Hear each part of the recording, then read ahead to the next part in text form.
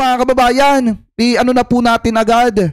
Ito po mga nakita nating balita. Kanina kasi, kanina kaya ang nakalagay dyan sa title natin, hinihintay ni General Torre kasi namataan po etong si General Torre mga kababayan kasama etong Interpol. So ngayon kung titingnan nyo, i-play po natin ito nakita po nating balita. Pakinggan nyo muna. General, good morning, Raul po.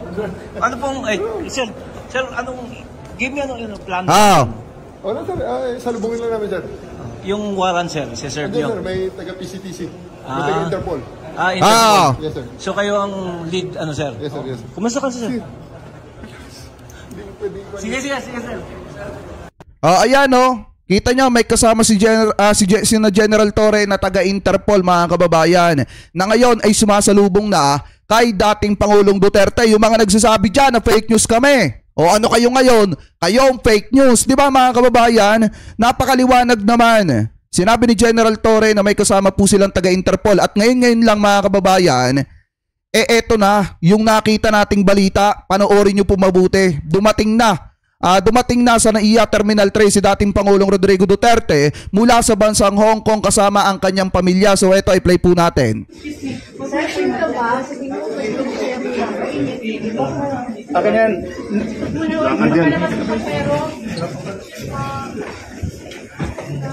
Wow.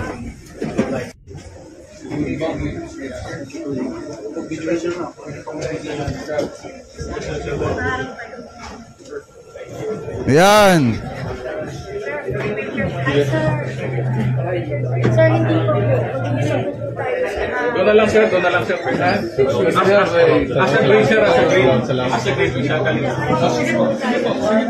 Wala naman Yes sir. Yes Mr. President. Ngayon mga kababayan, since dumating na itong si dating Pangulong Duterte, may lumabas din po na balita. Ngayon lang mga kababayan, na eto daw. Ayon po dito sa Abante News Online, hawak na ng Philippine National Police, PNP, si dating Pangulong Rudy Duterte mga kababayan. So sa tingin nyo, bakit sobrang dami ng pulis noong mga nakaraang araw sa mga paliparan po natin? Bakit sobrang dami ng pulis mga kababayan na nag-aabang? Kasi nga, meron na pong totoo yung inisplok mga kababayan ng Rappler at totoo yung sinasabi ni Sir Ronald Llamas mga kababayan na may lalabas po talaga na na red notice laban po kay dating Pangulong Duterte na galing sa Interpol mga kababayan. At yung sinasabi nila, di ba, sabi ko nga sa inyo, okay, titiisin natin. Nasabihan tayo ng paulit-ulit na fake news ng mga yan. At least mga kababayan, nasa atin. Nasa atin yung huling halakak mga kababayan. Ano po? So ngayon, kung titingnan nyo, wait lang, i-click natin to. Ano ba ito? Yan. Eto pala yung live kanina. Hindi, dito na sa may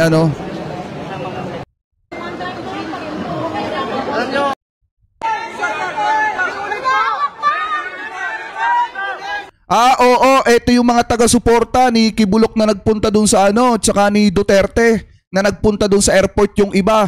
Tapos etong si Bongo mga kababayan, nagpunta rin doon at nakikiusap na baka pwede daw tingnan muna yung kaligtasan ni dating Pangulong Duterte kasi ang pagkakaalam ko parang hindi po ata sila pinapasok. Ano po, so ito i-play pa natin.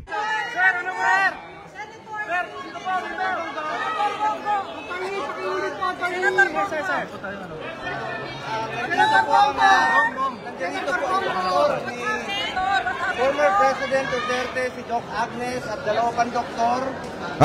Constitutional right po ng bawat Pilipino unahin ang medical. May procedure po siya bukas, kaya po siya dito, may dala kami ng ambulansya. Hindi kami pinapasok. Bong! Okay na siya. Okay na. Hindi kami pinapasok.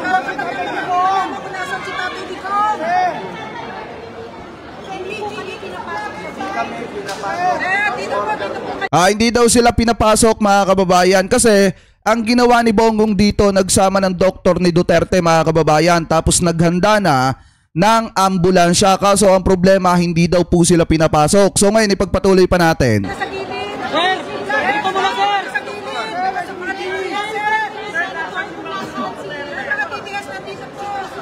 Ayan, ang mga DDS daw na andudun daw. Yung mga DDS daw mga kababayan na andudun daw po sa airport. Anyway, pagpatuloy pa natin.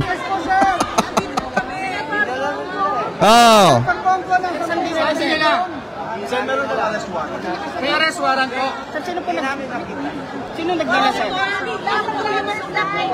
Walang tawag. Marami po lang sakit. Mag-80 years old na po siya. March 28, 80 years old na po yung matanda. Alam nyo, kawawa. Sabi dito, strategy yun ng government, sabihin na walang warrant para mahuli ang kriminal. At para walang gulo, inantay lang nilang lumabas siya ng bansa at pabalikin lahat sa paliparan ang mga pulis. Tama ba? At pagbalik lahat ng paliparan, may mga pulis. Kaya nga po di ba, sinasabi ko nga sa inyo kahapon, titiisin namin. Nasabihan kami ng fake news at kung ano-ano pa. Pero hindi nyo maiaalis yung katotohanan na eto na, nangyayari na ngayon. Kalalabas nga lang ng balita hawak na ng PNP at ng Philippine National Police eto pong si dating Pangulong Duterte, mga kababayan. At kita nyo pa nga dito kanina, wait lang, punta muna tayo dito. Yan. Kita nyo nga etong kasama ni Duterte, umalma daw.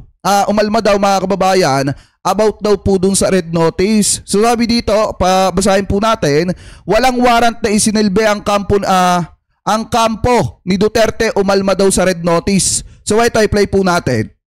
So, pero sa ito lang lahat, salamat. Wala daw warrant to parisa, pero umalma daw po sa red notice. Ito daw pong kampo ni Duterte. Okay lang yan, mag-iyakan kayo.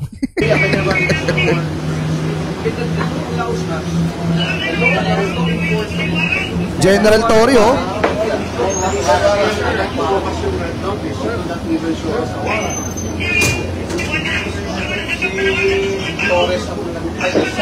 Sabi pa nga dito mga kababayan, basahin natin walang warrant na isinilbi. Yan daw yung sabi ng kampo ni Duterte. Umalma sa red notice. Makikitang kausap ni dating Executive Secretary Salvador Medialdea, si CIDG Chief Police Major General Nicolas Torre III. Sabi pa dito, umalma kasi ang kampo ni dating Pangulong Rodrigo Duterte dahil wala umanong arrest warrant na isinilbi at red notice lamang ang pag-aresto kay Digong, mga kababayan. Yan po yung sabi dyan. Anyway, ipagpatuloy pa natin.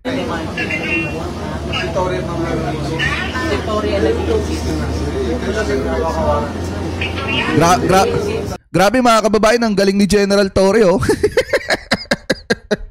Biruin nyo, pag si General Torre talaga ang trumabaho, wala, finish na.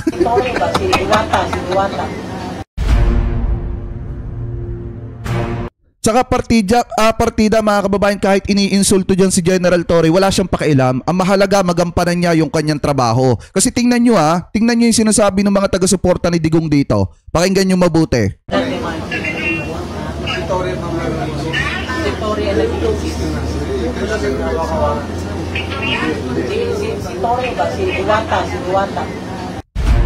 Si Diwata, yan lang kasi ang kaya nyong gawin.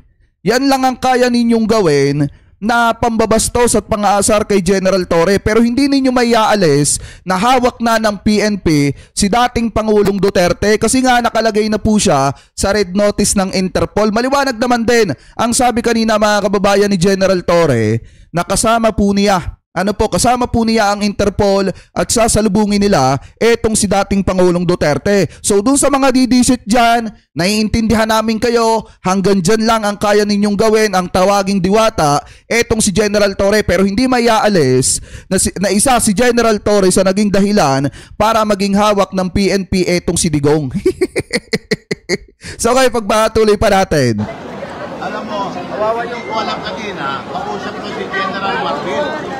Oh! Hindi lang President Duterte. Iyak! Kasama po sa Poder. Dadalhin ka sa trame. Ngayon, hindi nyo kami sinama. Ginawa lang kami sa mama. That is constitutional right. Nakakaawa naman kayo mga didishit kayo. Kita nyo, di kayo pinapansin ni Bongo. sinisigaw ninyo at sinasabi nyo na naandyadyan kayo. Pero hindi man lang kayo pinapansin ng mga kandidato ni Duterte, bagkos nakafocus sila dun sa sinasabi ng attorney, mga kababayan, ni Digong. Alam nyo kasi ang problema dito sa mga DDSet na ito, hindi nyo nakikita na may obligasyon o may aligasyon na matindi na dapat harapin etong si dating Pangulong Duterte. So kahit manglait kayo dyan, kahit magprotesta kayo dyan, wala kayong magagawa dahil hawak na ng PNP si Digong. Ano po ngayon, ipagpatuloy pa natin. And even an immediate medical assistance. Kaya yun ang sabi sa akin ng General Malvin.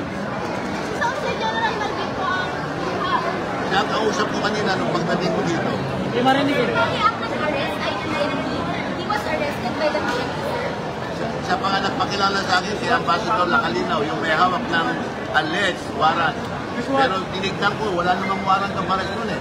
Pero may sinabi po yung Walang warrant po. Nakalagay yung ng document, there is an order regarding President Duterte, pero meron itong warrant ng pares. Ano yung nakalagay, sir, sa document? Ano yung nakalagay? What happened? Sa tingin nyo ba, mga kababayan, sa tingin nyo ba magpapa-aresto si Duterte kung walang warrant to pares yan? Hindi, mga kababayan, ito yung sa atin ha, ito yung opinion ko, personal opinion ko, pakitama na lamang po ko kung ako po ay mali. Sinasabi ni Duterte at ng kanyang kampo, mga kababayan, na si Digong ay dating judge, dating prosecutor, mga kababayan, at nagtatanim pa nga siya ng ebidensya.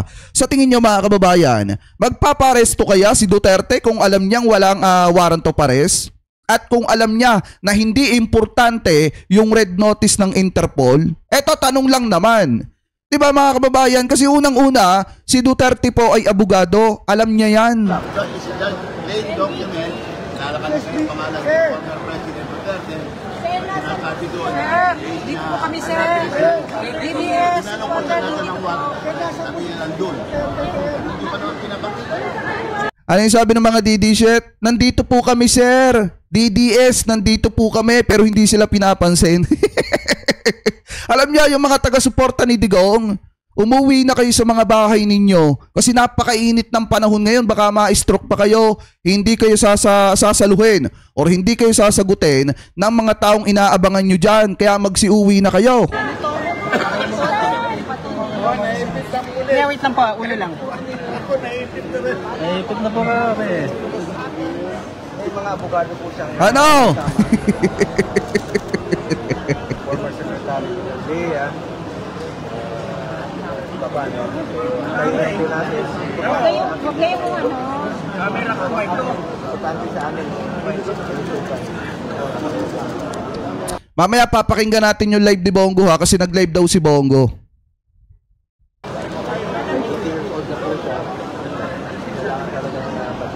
Wait lang, napakahina, mga kababayan eh. Eto, hanapin natin yung live ni Bongo kasi may live si Bongo. Yan. Paparesto nila yung tao. Ayan, ito, pakinggan natin to, mga kababayan. Kinikredit natin to sa teleradyo. Kanila po yan, hindi po yan natin gagawan lamang po natin ng reaction video. Bibilisan ko na lang ng konti. Eto. Sabi ko nga sa mga pulis, paparesto nila yung taong ginawa lang ang trabaho niya para sa bayan. Sinakripisyo niya lahat. Totoo yung sinabi niya. Ginawa niya po ito para sa ating mga anak. Iyak! Kaya na natin. Hindi kami makapasok. Pinagbawalan kami pumasok. Iyak! Iyak! Sila lahat yung pass namin. Balikan muna natin si Trisha Lindo, live mula sa NAIA Terminal 3. Trisha, anong nangyayari dyan? Ayan, sa Rica Theater sa ngayon, wala pa rin hindi pa rin natin agad si dating Pangulong Rodrigo Duterte. Sa ngayon ay tuloy-tuloy pa rin ang pagbabantay ng mga nakadeploy na pulis rito sa gate. Ay, wala na ito. Late ito, mga kababayan. Yung kay Bongo na lang. Bongo. Kasi kanina nakapanood ako ng live ni Bongo. Nito lang. Bago lang, mga kababayan. Ito. Papunta po kami kay ating Pangulong Duterte. Sama ko. Yan. May dala po kami ambulansya. Yan. Dito, may procedure sa bukas.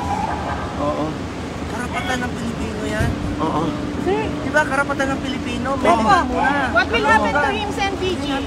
Ba't parang mga kababayan na ito napapansin ko lang, ba't parang kapag ka inaaresto yung kampo ni Duterte, pati yung mga, kita nyo ba doon sa mga empleyado ni Sara Duterte, ano yung ginagawa nila mga kababayan? Nagdadala sila ng ambulansya at bigla ang nagkakasakit. O di kaya naman, may problema sa kalusugan, yung kanila mga kaalyado, hindi nyo napapansin? Di ba kahit nung kay Zuleika Lopez, ganon din yung diskarte nung grupo ni Sara Duterte. Ano yung diskarte nila? Magdadala ng ambulansya, tapos ipipilit na isakay doon yung kanilang mga kasamahan. Tapos ang magiging asta mga kababayan, VIP at nagsasakit-sakitan di umano sa loob ng ospital. Tapos ngayon naman, ganun din yung diskarte ni Bongo dito. May daladala rin na ambulansya mga kababayan at sinasabi na procedure daw ni Duterte bukas. Kita niyo mga kababayan kung gaano katindi etong mga ito, yung diskarte nila, lumang style na. Anyway, pagpatuloy pa natin. Sir, ano sabi sa inyo? Ano plano nyo? Ilalaban nyo dalhin muna sa ospital bago? Kailangan muna, check upin muna ng Pero nasa kanila na, sir. Sir, saan po yung dinaan, sir? Hindi saan po yung dinaan? kami pinapasok. Apo, saan po yung dinaan, sir? Sir, panawagan po natin. Panawagan po natin sa taong bayan. Yak! Ingat po. Ayan mga kababayan, meron pa, marami pa live si Bongo. Ito. Yung mismong live, dun tayo sa mismong live. Yan, ito 9,000 yung nanonood. Niya, yung kalusugan.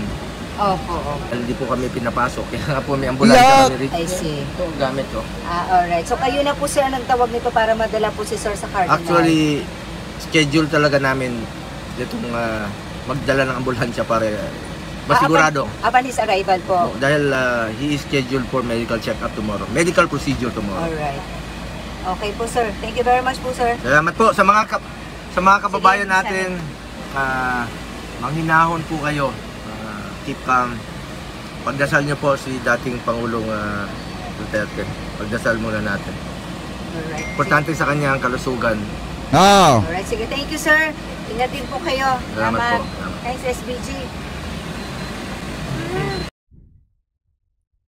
Ba't in-interrupt na? Ang bilis naman. So yan mga kababayan, kung makikita nyo,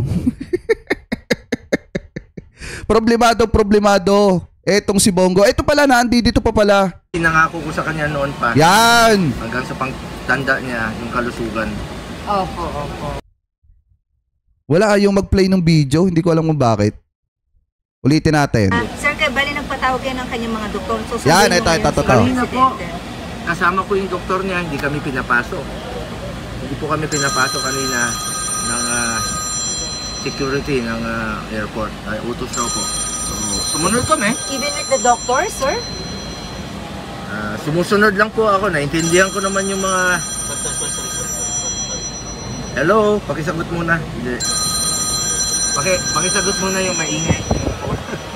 Sir, meron bang sinabi sa inyo si Presidente na hindi magandang pakiramdam kaya nagtawag na kayo ng doktor?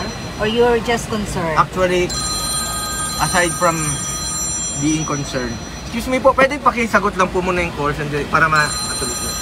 Putek ang manhid ng reporter! Aside from being concerned po sa kanyang kalusugan, yan naman po pinangako ko sa kanya noon pa hanggang sa pangtanda niya yung kalusugan. Opo. Mas importante po sa akin ang kalusugan niya. Okay. At nandito ang doktor niya, pumunta kami ng maaga doon, hindi kami pinapasok. At karapatan po ng bawat Pilipino, kahit sinong Pilipino, ang ma-check up muna. Constitutional right po natin yan. Alright. So, kaya nandito yung doktor. So ito ngayon sir, susubukan nyo pong pumasok at puntahan si Presidente po. Tingnan muna natin ang kanyang kalusugan. Papabili rin ako ng pagkain niya. Alright. Sige sir. Sir, tama ba? Dinala siya against his will? Hindi ko pa po masasagot yan sa ngayon. Antayin lang po natin ang kanyang abogado. May kasama naman po siyang abogado, si former Secretary Mejaldea.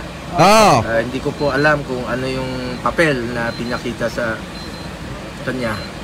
Sir, hindi siya na-check kanina, physically, medically, bago po siya dalhin dito? Eto mga kababayan, may kapapasok lang na balita. Wait lang. Ito, ipapakita ko sa inyo. Di ba sinasabi nila wala daw warrant of arrest? Eto Eto mga kababayan. Wait lang, ipapakita ko sa inyo. Kapapasok lang nito. Sabi kasi dito, yan. Galing nung researcher natin. Bilis. Sabi dito mga kababayan, basahin ko. Sabi dito, just in. 31 minutes lang kapopost mga kababayan. Eto daw.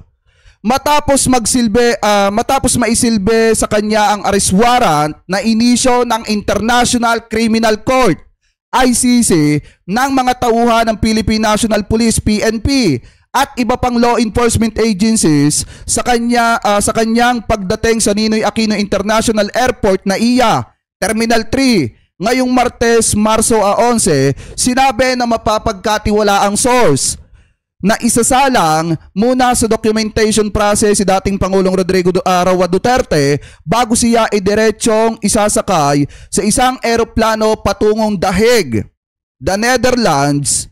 Tama ba? The Netherlands kung saan siya ikukulong upang sumailalim sa paglilitis ng ICC. Ayan kita nyo. Mga kababayan, kapapasok lang na balita. Isa sa ilalim muna sa documentation mga kababayan, etong si dating Pangulong Duterte. Ano po, bago isakay daw sa isang eroplano papuntang The Hague, Netherlands para dun ikulong mga kababayan habang nililitis mga kababayan, eto pong si dating Pangulong Duterte. Yung mga didisit dyan, iyak ka na. Iyak ka na ba? Hindi ko po masasagot yan dahil hindi po kami pinapasok. Kaya nga po may ambulansya kami rito. I see. Ito gamit ko. Alright. So kayo na po sir ang nagtawag nito para madala po si sir sa Cardinal. Actually, schedule talaga namin itong... Ayan napakaliwanag naman hindi po fake news yan. Kapapasa lang sa atin ng ating researcher. Sabi dito mga kababayan, sa ilalim si Digong. Ayan, nasa documentation process. Ano po, bago siya idiretsong isasakay sa isang eroplano patungong The Hague, the Netherlands, kung saan siya ikukulong upang sumailalim sa paglilitis ng ICC. Mga kababayan, ano po